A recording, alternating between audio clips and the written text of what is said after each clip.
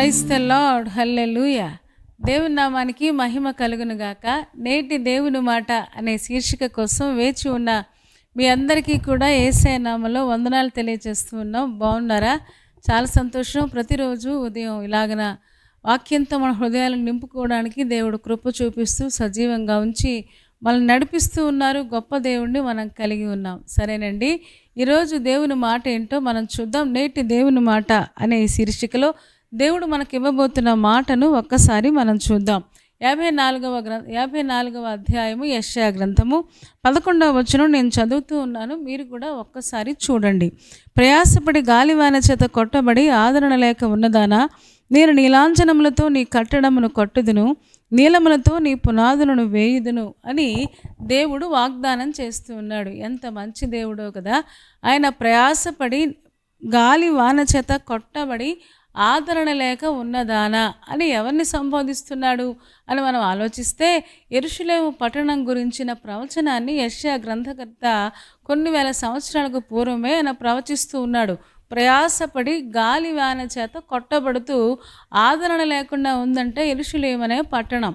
దానికి కారణం కూడా లేకపోలేదు. సాధారణంగా ఒక పట్టణం ఇలా కొట్టబడ్డానికి గాలి వాన చేత, అంటే తుఫానుల చేత, భీకర ధ్వనుల చేత ఇలా కొట్టబడ్డానికి చాలా రకరకాల కారణాలు ఉంటాయి. ఆ పట్టణం చుట్టూ ఎప్పుడు చూసినా తుఫానులే, శ్రమలే, వేదనలే, కష్టాలే. అందుకనే దేవుడు ఆ పట్టణాన్ని చూశాడంట. చూసి అంటున్నాడు, ప్రయాసపడి గాలివాన చేత కట్టబడి ఆదరణ లేక ఉన్నదానా, నేను నీలాంఛనములతో నిన్ను కడతాను, నీలములతో నీ పునాదులు వేస్తాను అని దేవుడు వాగ్దానం చేస్తూ ఉన్నాడు. హల్లెలూయా. ఏమండి, మన దేవుడు కట్టే దేవుడు. ఏమండి, అంత మాత్రమే కాదు, కాపాడే దేవుడు కూడా. అందుకనే 127వ కీర్తనలో ఉంటుంది, యెహోవా ఇల్లు కట్టించని ఎడల దాని కట్టువారి ప్రయాసము వ్యర్థమే అని లేఖనం చెప్తుంది కదా. యెహోవా పట్టణాన్ని కాపాడకపోతే దానికి కావలి కాయవారు మేలుకుని ఇండుట వ్యర్థమే అని కీర్తనాకారుడు రాయడం మనం చూస్తూ ఉంటాం. అంటే కాపాడే బాధ్యత ఆయనదే, కట్టే బాధ్యత కూడా ఆయనదే. అది ఇల్లు కట్టాలన్నా, లేకపోతే ఒక కుటుంబాన్ని కట్టాలన్నా, లేకపోతే ఏకాంగులను సంసారులుగా చేయాలన్నా దేవుడు మాత్రమే చేయగలడు. చూస్తారా ఒక్కసారి 68వ దావీదు కీర్తన 6వ వచనంలో మనం చూస్తాం. 68వ దావీదు కీర్తనలో చాలా చక్కగా కీర్తనాకారుడు రాస్తాడు. ఏమనంటాడంటే, దేవుడు ఏకాంగులను సంసారులుగా చేయువాడు, ఆయన వర్ధిల్ల చేసేవాడని అక్కడ మనం చూస్తాం. దేవుడు ఏకాంగులను సంసారులుగా చేయువాడు, ఆయన బంధించబడిన వారిని విడిపించి వారిని వర్ధిల్ల చేయువాడు అని లేఖనం తెలియజేస్తూ ఉంది. ఏకాంగులు అంటే ఒంటరి వారిని దేవుడు సంసారులుగా చేస్తాడంట, జంటగా చేస్తాడంట. కాబట్టి మీ పిల్లల వివాహ విషయాల్లో బెంగపడకండి. ఆయన వారి కోసం ఆలోచిస్తూ ఉన్నాడు. లేకపోతే మీ కుటుంబ జీవితం కోసం బెంగపడద్దు. ఎలాగ వివాహం చేయగలనా, మా బిడ్డ జీవితాన్ని నేను కట్టగలనా అని ఈరోజు యవనస్తులు కలిగిన అనేక మంది తల్లిదండ్రులు చాలా బాధపడుతూ ఉన్నారు, బెంగపడుతూ ఉన్నారు. తప్పకుండా మీరే కాదండి, మీకోసం మీ పిల్లల కోసం కూడా దేవుడు ఆలోచిస్తూ ఉన్నాడు. ఏకాంగులను సంసారులుగా చేసేవాడంట. అంత మాత్రమే కాదు, వర్ధిల్ల చేసేవాడని కీర్తనాకారుడు చెప్తున్నాడు. కుటుంబాన్ని కట్టాలన్నా, వ్యక్తిగత ఆత్మీయ జీవితాన్ని కట్టాలన్నా, భౌతిక సంబంధమైన ఏ విషయాన్ని కట్టాలి అన్నా, ఒకవేళ సొంత గృహం కావాలి అన్నా దేవుడు మాత్రమే ఆ కట్టగలిగిన కెపాసిటీ, ఆ సామర్థ్యాన్ని కలిగి ఉన్న దేవుడని లేఖనం తెలియజేస్తుంది. యెరూషలేముతో వాగ్దానం చేస్తున్నాడు, ప్రయాసపడి గాలి వాన చేత కొట్టబడుచున్నదానా, నేను నిన్ను నీలాంఛనములతో కడతాను, నీలాలతో కడతానని దేవుడు వాగ్దానం చేస్తూ ఉన్నాడు. ఎంత మంచి దేవుడో కదా. ఎందుకంటే యెరూషలేము కొట్టబడుతూ ఉంది. యెరూషలేము చుట్టూ తుఫానులు, యెరూషలేము చుట్టూ పోరాటాలు. ఏమండి, యెరూషలేము పట్టణం అనేది ఒక వ్యక్తిని సూచిస్తూ ఉంది. ఏమండి, ఆ వ్యక్తిని సూచిస్తూ అని చెబుతున్న మాట ఈరోజు మీరు కూడా గాలి వానల చేత, తుఫానుల చేత, పోరాటాల చేత కొట్టబడుతూ ఉన్నారేమో. దేవుడు వాగ్దానం చేస్తున్నాడు, నేను మిమ్మల్ని కడతాను, మీ జీవితాన్ని కడతాను, మీ ఆత్మీయ జీవితాన్ని కడతాను, మీ పిల్లల జీవితాల్ని కట్టగలను, ఆ సామర్థ్యం నా దగ్గర ఉంది అని దేవుడే మనకు వాగ్దానం చేస్తున్నాడు. ఆయన కట్టేటప్పుడు మామూలుగా కట్టడు, వజ్రాలతో వైడూర్యాలతో ఆయన కడతారని వాగ్దానం చేస్తున్నాడు. భవిష్యత్తులో యెరూషలేము ఎలా కట్టబడబోతూ ఉందో దేవుడు ముందుగానే యెషయా గ్రంథకర్త ద్వారా ఈ మాట చెప్పినట్టుగా మనం చూస్తూ ఉన్నాం. అసలు యెరూషలేము పట్టణానికి కష్టాలు ఎందుకు వచ్చినాయి, ఈ శ్రమలు ఎందుకు వచ్చినాయి, మాటి మాటికి గాలి ఎందుకు వస్తుంది, మాటి మాటికి తుఫానుల చేత ఎందుకు కొట్టబడుతూ ఉంది అని మనం ఒకసారి ఆలోచిస్తే, తీస్తారా ఒక్కసారి లూకా సువార్త 13వ అధ్యాయము 34వ వచనం చదువుతూ ఉన్నాం. మీరు కూడా ఒక్కసారి అంటే, యెరూషలేమా యెరూషలేమా, ప్రవక్తలను చంపుచూ నీ యొద్దకు పంపబడిన వారిని రాళ్లతో కొట్టుచూ ఉండుదానా, కోడి తన పిల్లలను తన రెక్కల కిందకి ఎలాగూ చేర్చుకొనునో అలాగే ఎన్నో మారులు నేను నీ పిల్లలను చేర్చుకొనవలనని ఉంటిని గాని మీరల్లకపోతిరి, ఇదిగో మీ ఇల్లు మీకు విడువబడి ఉన్నది అని యెరూషలేముతో యేసుప్రభు వారు చెబుతున్నట్టుగా మనం చూస్తూ ఉన్నాం. యెరూషలేమా యెరూషలేమా, ప్రవక్తలను చంపుచు నీ యొద్దకు పంపబడిన వారిని రాళ్లతో కొట్టుచూ ఉండుదానా అని సంబోధిస్తూ ఉన్నాడు. యెరూషలేము పట్టణానికి దేవుడు ఎంతోమంది ప్రవక్తలను పంపించాడు. ఆ ప్రవక్తలు వచ్చి మీ బుద్ధి సరిచేసుకోండి, మీ జీవితాన్ని సరిచేసుకోండి, మీరు ఇలా ఉండకూడదు, ఇలా ఉంటే దేవుడికి కోపం వస్తుంది, ఈ విషయాలన్నీ చెబుతూ ఉంటే ఆ ప్రవక్తల్ని చంపిందంట, ప్రవక్తని రాళ్ళేసి కొట్టిందంట. ఎందుకండి, ఎవరో ఎందుకు, సాక్షాత్తు యేసుప్రభు యెరూషలేము జయప్రవేశం చేసినప్పుడు యెరూషలేములోనే కదా యేసు ప్రభుని సిలువ వేసినట్టుగా మనం చూస్తూ ఉన్నాం. యేసు ప్రభునే రాళ్లతో కొట్టినట్టుగా మనం చూస్తూ ఉన్నాం కదా. ఏమండి, ఎంతోమంది ప్రవక్తలను దేవుడు పంపించాడంట.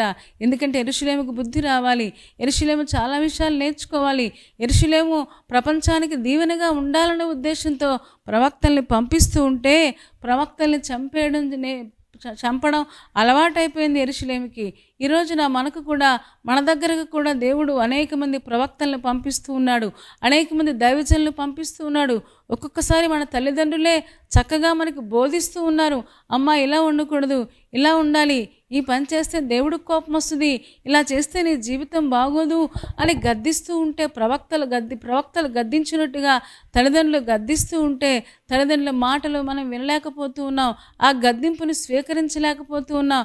నాకే చెప్తారా, ఎంతకాలం చెప్తారు, జీవితం అంతా చెప్తూనే ఉంటారా అని రకరకాల మనస్సులతో వాళ్ళని వేధిస్తూ ఉన్నాం, వాళ్ళని ఎదిరిస్తూ ఉన్నాం.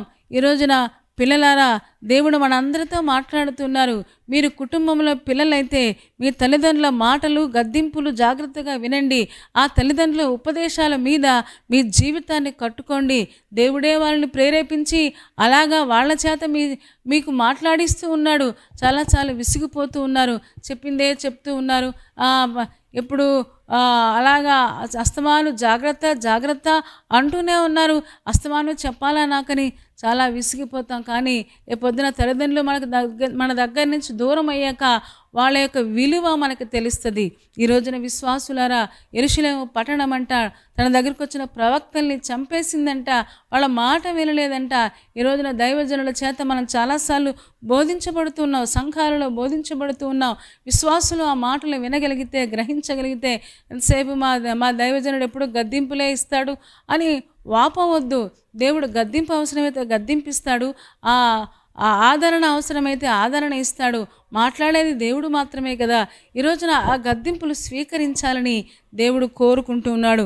యెరూషలేము పట్టణానికి ఇంత దుస్థితి రావడానికి కారణం ఏంటి అంటే, ఇంత బాధలోకి వెళ్ళిపోవడానికి, గాలి వాన చేత కొట్టబడ్డానికి కారణం ఏంటి అంటే, గాలి అంటే సాతానుడు కదా. ఏమండి, సాతాను శక్తుల చేత యెరూషలేము నింపబడిపోవడానికి గల కారణం ఏంటి అంటే, చాలాసార్లు ప్రవక్తల మాటలు వినలేదు, దైవజనుల మాటలు వినలేదు. దేవుడు ఎంతోమందిని అక్కడికి పంపించాడంట. పంపించినా సరే మాట వినకుండా చాలాసార్లు దూరంగా వెళ్ళిపోయినట్టుగా మనం చూస్తూ ఉన్నాం. ఈ రోజున విశ్వాసులారా, మనందరితో దేవుడు అదే చెప్తున్నాడు. ఒకప్పుడు మీ దగ్గరికి అందరినీ పంపించాను, బుద్ధి చెప్పేవారిని పంపించాను, బుద్ధి చెప్పేవాళ్ళని మీరు నిరాకరించారు అని చాలాసార్లు బైబిల్లో వ్రాయబడి ఉండడం మనం చూస్తూ ఉంటాం. చూస్తారా ఒక్కసారి మార్కు సువార్త 11వ అధ్యాయము 11వ వచనం మనం చూడగలిగితే, మార్కు సువార్త 11వ అధ్యాయము 11వ వచనం మనం చూస్తే అక్కడ రాయబడిన మాట ఏంటి అంటే చూడండి, ఆయన యెరూషలేమునకు వచ్చి దేవాలయములో ప్రవేశించి చుట్టూ సమస్తమును చూచి సాయంకాలం అయినందున 12 మందితో కూడా బేతనీయకు వెళ్ళెను. యేసు ప్రభువారు యెరూషలేము జయప్రవేశం చేసినప్పుడు యెరూషలేము దగ్గరికి వచ్చారట. కొంతసేపు ఉందామని వచ్చి ఉంటారు, లేకపోతే అక్కడ గడుపుదామని వచ్చి ఉంటారు. కానీ చుట్టూ సమస్తాన్ని చూశాడంట. చుట్టూ ఉన్న పరిస్థితులు చూశాడు. అక్కడే దెబ్బలాట్లు, అక్కడే గొడవలు, అక్కడే వ్యాపారాలు, ఏమండి బయట వ్యాపారాలు, లోన వ్యాపారాలు, అసలు దేవుని మందిరాన్ని దొంగల గుహగా చేయడం మనం చూస్తూ ఉంటాం. చుట్టూ సమస్తాన్ని చూసి ఇంకా అక్కడ ఉండలేక ఆయన మళ్ళీ బేతనీకు వెళ్ళిపోయినట్టుగా మనం చూస్తూ ఉన్నాం. యేసు ప్రభు ప్రతిరోజు మనల్ని దర్శిస్తూ ఉన్నాడు, మన కుటుంబాలను దర్శిస్తూ ఉన్నాడు, మన వ్యక్తిగత ఆత్మీయ జీవితాన్ని దర్శిస్తూ ఉన్నాడు. కానీ చాలాసార్లు మనతో ఏం మాట్లాడలేక, మనం చెప్పినా ఒకవేళ వినవేమో అనుకొని ఏమంటే చుట్టూ చూస్తూ ఉన్నాడు. అయ్యో నా పిల్లలు ఎందుకు ఇలా పాడైపోతున్నారు, నా పిల్లలు నా వాక్యాలు వింటూ కూడా ఎందుకు గైకొన లేకపోతూ ఉన్నారని చాలాసార్లు ఆయన బాధపడి ఆయన ఒకవేళ మెల్లిగా వెనక్కి వెళ్ళిపోతూ ఉన్నాడేమో. చాలా జాగ్రత్త. ఈ రోజున దేవుడు ప్రతిరోజు దర్శించేవాడు మన కుటుంబాలని, మన ఆత్మీయ జీవితాన్ని, మన వ్యక్తిగత జీవితాన్ని దేవుడు దర్శిస్తూ ఉన్నప్పుడు, దేవుడు దర్శించినప్పుడు మనం దేవునికి ఇష్టంగా కనిపించాలి. దేవుడు దర్శించేటప్పుడు దేవునికి యోగ్యంగా మన జీవితాలు కనిపిస్తున్నాయా? కనిపిస్తే దేవునికి స్తోత్రం. ఒకవేళ అలాగ లేకపోతే దొంగల గుహగా యెరూషలేము ప్రార్థనా మందిరం అయిపోయింది కదా. అక్కడే వ్యాపారాలు, దెబ్బలాట్లు, గొడవలు, ఏమండి ఇవన్నీ కూడా మనం అధ్యాయంలో చూస్తాం. ఏమండి ఈ రోజున మీరే మందిరమై ఉండగా అని భక్తుడు అంటాడు కదా. మన జీవితమే, మన దేహమే దేవుని యొక్క ఆలయమని, పరిశుద్ధాత్మక ఆలయమే ఉన్నదని మీరు ఎరుగరా అంటారు. మరి పరిశుద్ధాత్మక ఆలయమై ఉన్న ఈ దేవాలయమనే ఈ శరీరము లోపల ఎన్నోసార్లు కలహాలు, శరీర కార్యాలు లోపల ఉండడం మనం చూస్తున్నాం. ఎప్పుడు చూసినా కలహం, ఎప్పుడు చూసినా జగడం, అసూయ, మత్తతలు, ఇలాంటివన్నీ కూడా అల్లరితో కూడిన ఆటపాటలు ఈ రోజున అనేక మంది విశ్వాసుల హృదయాలలో ఉండడం మనం గమనిస్తూ ఉన్నాం, చూస్తూ ఉన్నాం. ఒకవేళ అలాగుంటే యెరూషలేమును చూశాడంట, చుట్టూ సమస్తాన్ని చూశాడంట, ఏమీ అనలేక బాధపడి, ఒకవేళ ఇంకొక దగ్గర రాయబడి ఉంటుంది ఆయన యెరూషలేమును చూచి ఏడ్చాడంట. ఏమండి మీ గర్వాన్ని బట్టి నేను చాటున ఏడుస్తూనూ ఉన్నానని లేఖనం తెలియచేస్తూ ఉంది. ఈ రోజున విశ్వాసులారా, దేవుడికి దుఃఖాన్ని కలిగిస్తున్నామా, దేవుడికి సంతోషాన్ని కలిగిస్తూ ఉన్నామా? యెరూషలేము పట్టణము దుఃఖాన్ని కలిగించింది, సంతోషాన్ని కలిగించలేదు యేసు ప్రభుకి. ఈ రోజున మన విశ్వాస జీవితాలు దేవుడికి ఆనందాన్ని కలిగించాలని పరిశుద్ధాత్మ దేవుడు కోరుకుంటూ ఉన్నాడు. ఏమండి మనమే దేవుని ఆలయం అయితే ఈ దేవుని ఆలయంలో నిరంతరం స్తుతి, ఆరాధన, నిరంతరం ఆత్మ ఫలాలు మన హృదయంలో ఉండాలి కదా. కానీ దానికి బదులుగా శరీర కార్యాలు ఉంటే దేవుడు బాధపడతాడు, దేవుడు చాలా ఏడుస్తాడు. యెరూషలేమును చూసి ఏడ్చినట్టుగా మనల్ని కూడా చూసి ఏడుస్తూ ఉన్నాడేమో, బాధపడుతూ ఉన్నాడేమో. ఒకసారి మనం గమనించుకోవాలని, ఒకసారి మనల్ని మనం పరీక్షించుకొని ప్రభు దగ్గర ఒప్పుకోవాలని ఈరోజు దేవుడు మనతో మాట్లాడుతున్నాడు. యెషయా గ్రంథము 54వ అధ్యాయము 11వ వచనం కూడా ఒకసారి చూద్దామా? 54వ అధ్యాయంలో 11వ వచనం మనం చూసాం కదా. అలాగే 51వ అధ్యాయము 21వ వచనం నేను చదువుతూ ఉన్నాను, మీరు కూడా ఒకసారి చూడండి. ద్రాక్షారసము లేకయే మత్తురాలవై శ్రమపడిన దానా ఈ మాట వినుము అంటున్నాడు. ద్రాక్షారసము లేకయే మత్తురాలవై శ్రమపడిన దానా, ద్రాక్షారసం తాగకుండానే యెరూషలేము మత్తుగా తూలుతూ ఉందంట. అంటే మందబుద్ధి వచ్చేసింది. యెరూషలేములో ఉండాల్సినంత పరిశుద్ధత కానీ పవిత్రత కానీ కనిపించడం లేదు.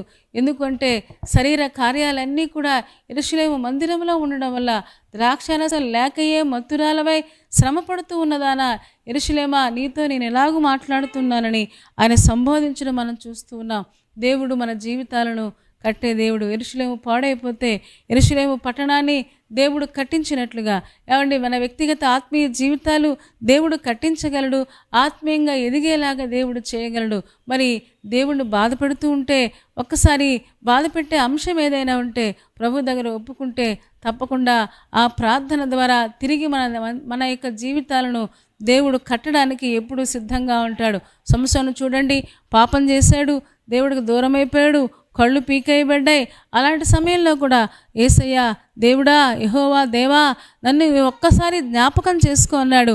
చిన్న పశ్చాత్తాపంతో కూడిన ప్రార్థన చేయగానే దేవుడు సంసోను జీవితాన్ని దేవుడు కట్టినట్టు కట్టి మరలా అనేక మందిని ఆ రోజు ఆ ఫిలిష్తీయులందరూ కూడా ఫిలిష్తీయులందరూ నాశనం చేసినట్లుగా ఈ రోజున దేవుడు మన జీవితాలను కూడా ఆయన కట్టగలడు. ఆయన కట్టాలి అంటే పశ్చాత్తాపముతో కూడిన ఒక చిన్న ప్రార్థన మన జీవితాలను తిరిగి నిర్మించుకునేలాగా దేవుడు చేస్తాడు. తప్పిపోయిన కుమారుడు వచ్చాడు, పాపం ఒప్పుకున్నాడు, వెంటనే తండ్రి చేర్చుకున్నట్లుగా తండ్రి చేర్చుకోవడం మాత్రమే కాదు, ఆ చిన్న బిడ్డ జీవితాన్ని తిరిగి కట్టడం ప్రారంభించాడు. ఈ రోజున ఎంతమంది జీవితాలు శిథిలాలు అయిపోయినాయి, ఎంతమంది జీవితాలు అక్కడక్కడ అసలు అందంగా కనిపించడం లేదు.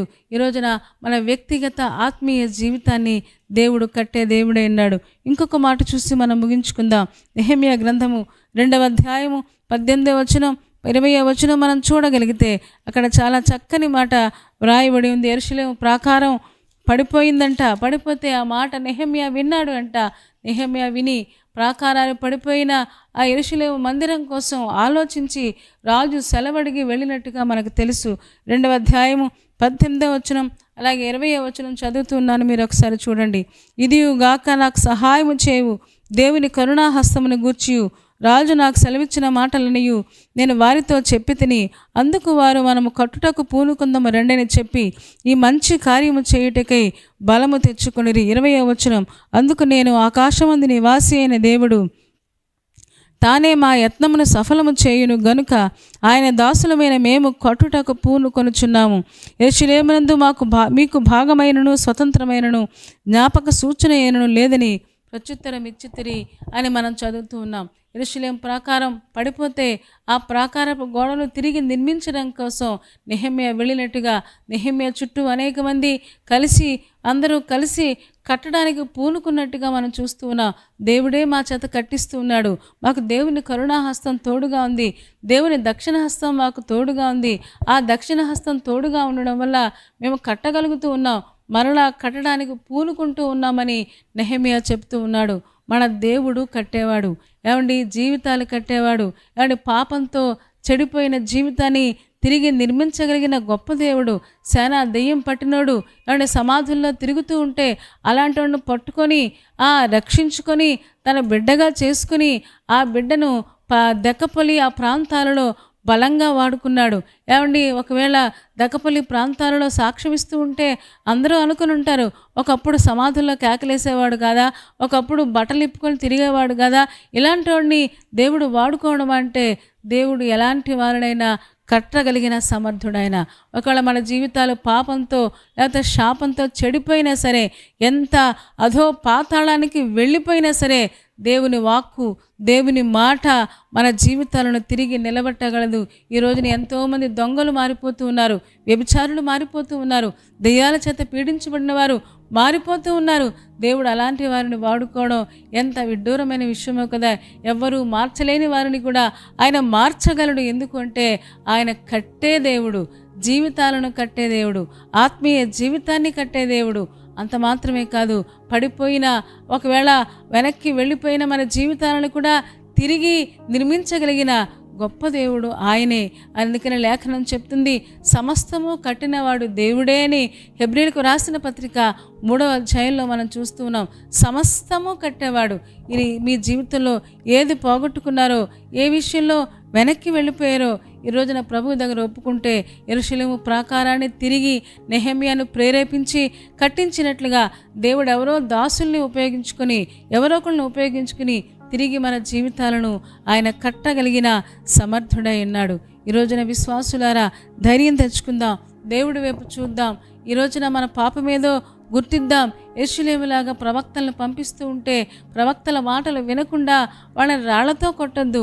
అంటే వాళ్ళ మాట వినకపోవడమే రాళ్లతో కొట్టడం కదా. ఏమంటే పరిసయ్యులు, శాస్త్రులు, సద్దూకయ్యులు చాలాసార్లు యేసు ప్రభును శోధించి అసలు ఆయన మాటే వినలేదు, ఆయనను అస్సలు పట్టించుకోలేదు. ఈ రోజున చాలా చోట్ల యేసు ప్రభు వాక్యం వినబడుతూ ఉంటే, సువార్త వినిపిస్తూ ఉంటే చాలామంది రాళ్లతో కొడుతున్నారు. మాకొద్దు పో అంటున్నారు, మేము వినము అంటున్నారు. అక్కడే కాదండి, సంఘాలలో కూడా ఇదే మనం చూస్తూ ఉన్నాం. విశ్వాసులారా గమనించండి, యెరూషలేము అందుకనే గాలి వాన చేత కొట్టబడుతూ ఉంది. యెరూషలేముకు అందుకనే పోరాటాలు ఎక్కువైపోయినాయి, శ్రమలు ఎక్కువైపోయినాయి, బాధలు ఎక్కువైపోయినాయి.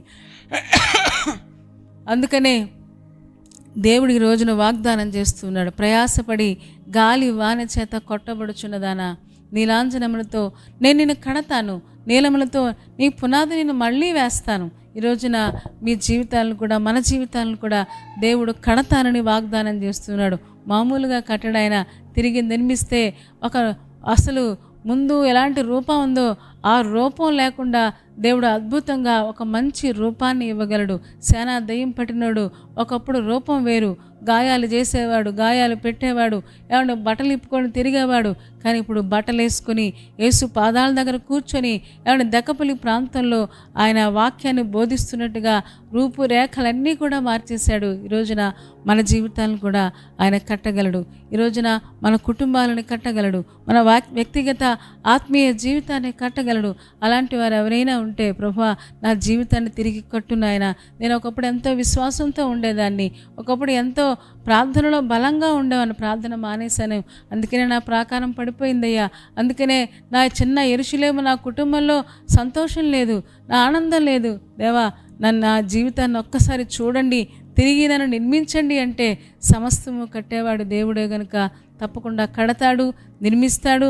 ఒక సాక్షిగా మనందరి జీవితాలను దేవుడు చేయగలడు.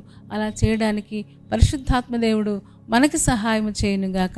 తలలు వంచండి, కళ్ళు మూసుకోండి, చిన్న మాట ప్రార్థన చేద్దాం. పరిశుద్ధుడా, ప్రేమ కలిగిన మా తండ్రి, నీ పాదాలకు వందనాలు చెల్లిస్తూ ఉన్నాం, స్తోత్రాలు చెల్లిస్తూ ఉన్నాం. మీరు మాతో మాట్లాడిన ఈ శ్రేష్టమైన మాట కోసం మీకు వందనాలు. మీరు మాకు ఇచ్చిన వాగ్దానం కోసం మీకు వందనాలు. నిజమే, ఎప్పుడు చూసినా ప్రయాసే, ఎప్పుడు చూసినా పోరాటమే, తుఫానులే, వాటన్నిటి మధ్యలో యెరూషలేము నలిగిపోయినట్టుగా మేము కూడా మా జీవితాలు కూడా చాలాసార్లు నలిగిపోతూ ఉన్నాయ్యా. దేవా కనికరించండి. అయినా సరే తిరిగి కడతానని యెరూషలేముతో వాగ్దానం చేసినట్టుగా ఈరోజు మాకు కూడా మీరు వాగ్దానం చేశారు. యెరూషలేము చేసిన పొరపాట్లు మేము చేయకుండా మమ్మల్ని అందరినీ స్థిరపరచుము, మమ్మల్ని అందరినీ బలపరచుము తండ్రి. ప్రవక్తల మాటలు, దైవజనుల మాటలు, ఉపదేశాలు వినడానికి మాకందరికీ నేర్పించు నాయన. నీ కృపకు అప్పగించుకుంటూ చెరవచ్చిన ఒక్కొక్క విశ్వాసిని దీవించుము. వారు ఏ ప్రయాణాల మీద వెళుతూ ఉన్నారో, ఏ పనుల మీద వెళుతూ ఉన్నారో ప్రతి విషయంలో సఫలత దయచేయండి. వారి ఆత్మీయ జీవితాలు నాయన నీకు సంతోషం కలిగించేలాగా ఉండడానికి మీరే కృప చూపించుము తండ్రి. సహాయము చేయము. రేపటి దినం కోసం మమ్మల్ని అందరినీ సిద్ధపరచుము. యేసయ్య నామములో ప్రార్థించి వేడుకొంచున్నాము తండ్రి. ఆమె చెప్పారు కదా. కార్యక్రమాన్ని లైక్ చేయండి, షేర్ చేయండి, అలాగే కామెంట్ పెట్టండి. ఒకవేళ ఈ కార్యక్రమాన్ని సబ్స్క్రైబ్ చేసుకోకపోతే డాక్టర్ స్పర్జన్ యూట్యూబ్ ఛానల్ని సబ్స్క్రైబ్ చేసుకోండి. తద్వారా నోటిఫికేషన్స్ అన్నీ మీకు వస్తాయి. మా కార్యక్రమాలన్నీ మీరు చూడవచ్చు. సరేనా అండి? దేవుని చిత్తం అయితే మళ్ళీ రేపు ఉదయం కలుసుకుందాం. అప్పటి వరకు దేవుని మహాకృప మనందరికీ తోడే ఉండును గాక. ఆమేన్.